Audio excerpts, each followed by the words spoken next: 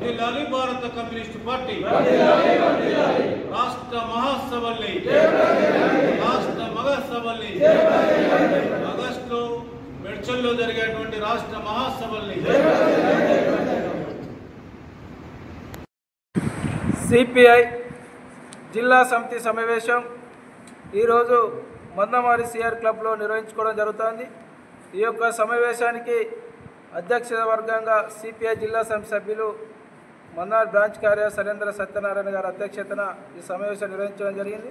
ఈ సమావేశానికి ముఖ్య అతిథులుగా సిపిఐ రాష్ట్ర కార్యదర్శి వర్గ సభ్యులు కలవేని శంకరన్న గారు పాల్గొనడం జరిగింది. అదేవిధంగా జిల్లా సమితి సభ్యులు వివిధ మండల కార్యదర్శులు కూడా పాల్గొనడం జరిగింది. ఈ యొక్క జిల్లా సమితి సమావేశం ముఖ్య ఉద్దేశం 3 సంవత్సరాలకు ఒకసారి కమ్యూనిస్టు పార్టీ మహాసభలు నిర్వహించుకోవడం జరుగుతుంది. మరి అదేవిధంగా గత 2022లో జిల్లా మహాసభలు, పట్టణ మండల మహాసభలు, గ్రామ మహాసభలు నిర్వహించుకున్నాం. మరి అదేవిధంగా 3 సంవత్సరాలు అయిన సందర్భంగా మరి గ్రామ స్థాయి నుండి పట్టణ మండల జిల్లా రాష్ట్ర జాతీయ స్థాయి వరకు మహాసభలు నిర్వహించుకుంటూ ఉన్నాం. అందులో భాగంగా ఈ జూను 21, 22న జరిగేటువంటి జిల్లా 3వ మహాసభలను జయప్రదం చేయాలని చెప్పి మరి అదేవిధంగా ఇలా కేంద్రంలో రాష్ట్రంలో ఉన్నటువంటి తెలంగాణ రాష్ట్ర 4వ మహాసభలు మెడ్చల్ జిల్లాలో ఆగస్టు 19 నుంచి 21వ తారీఖు వరకు నిర్వహించుకోవడం జరుగుతూ ఉంది. ఆ సందర్భాన్ని పురస్కరించుకొని మందమరి పట్టణంలో మంచిర్యాల జిల్లా సమితి సమావేశం నిర్వహించుకోవడం జరుగుతుంది.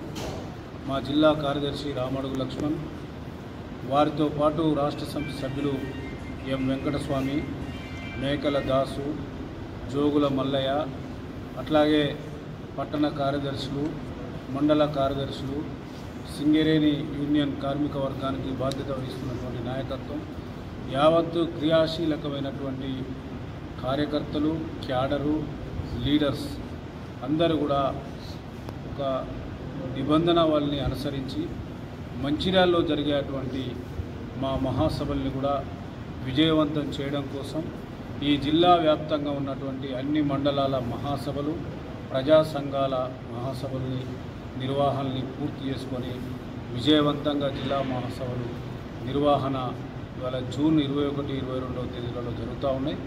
ఈ మహాసభలకు జాతీయ కార్యవర్గ సభ్యులు ఎక్స్-ఎమ్మెల్యే చాడా వెంకటరెడ్డి గారు, అట్లాగే తెలంగాణ రాష్ట్ర సమితి కార్యదర్శి కామ్రేడ్ కూనంనేని సాంబశివరావు, శాసనసభ్యులు, వారితో పాటు సింగరేణి కాలేజ్ వర్కర్స్ యూనియన్ ప్రధాన కార్యదర్శి కామ్రేడ్ వాసిరెడ్డి సీతారామయ్య గారు అందరూ కూడా పాల్గొంటారు.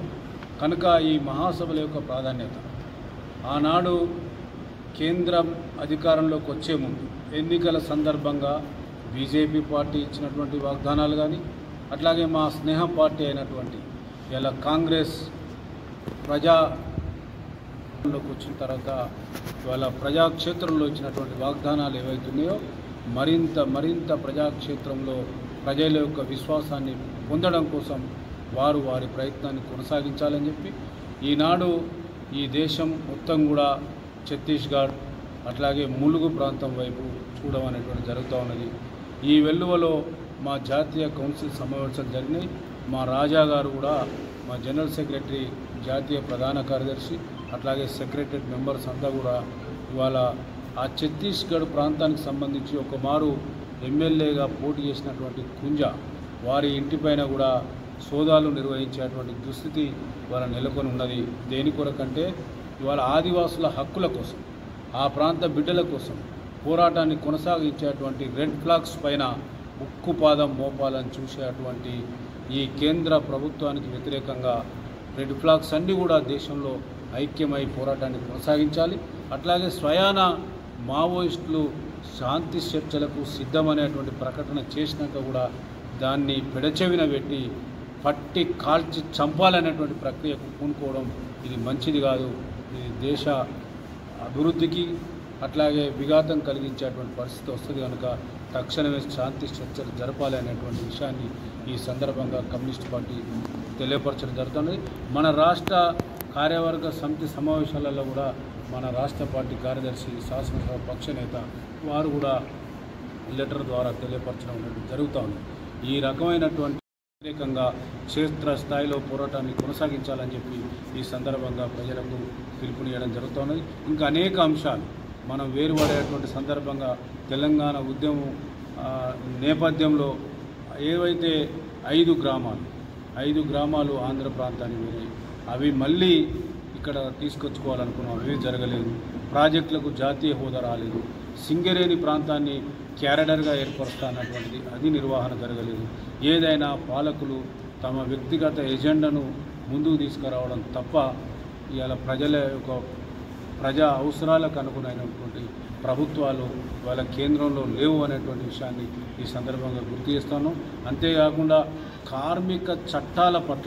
కార్మిక చట్టాలంటే వాటిని పోరాడి సాధించుకున్నటువంటి చట్టాలు, ఒక్కొక్క చట్టాన్ని రాలగొట్టాలనేటువంటి ప్రయత్నం చేస్తున్నటువంటి కేంద్ర ప్రభుత్వానికి వ్యతిరేకంగా కార్మిక వర్గం యావత్తు ఉద్యమించి మన హక్కుల్ని నిలబెట్టుకోవాలని చెప్పి ఈ సందర్భంగా విజ్ఞప్తి చేస్తాం.